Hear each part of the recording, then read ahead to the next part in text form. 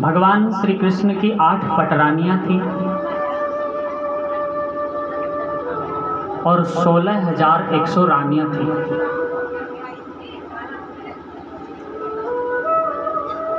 मुख्य पटरानी थी रुक्मणी देवी।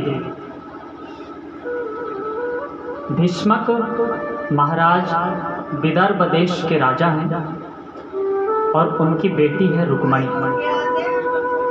उसके साथ भगवान का पहला विवाह हुआ। उसके बाद जामवंत की पुत्री जाम्बवती से दूसरा विवाह हुआ। फिर सत्राजित की पुत्री सत्यभामा से उनका तीसरा विवाह हुआ और सूर्यदेव की पुत्री कालिंदी से चौथा विवाह हुआ।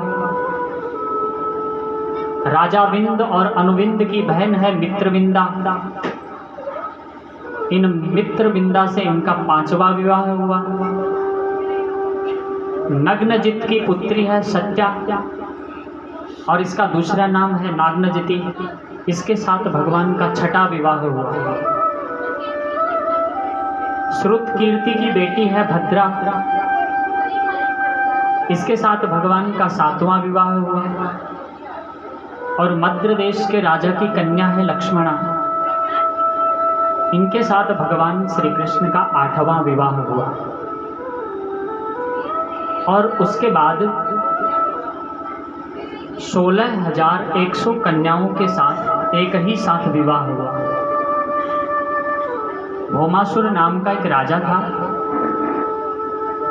वो राजाओं को जीतता और उनकी कन्याओं का हरण कर लेता और अपनी बंदी गृह में डाल देता था।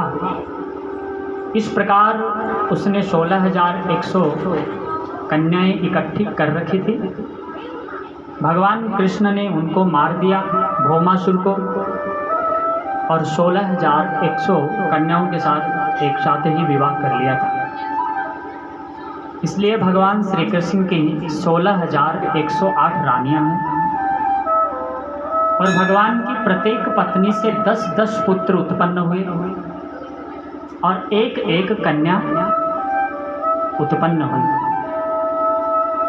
बोलिए कृष्णचंद्र भगवान की।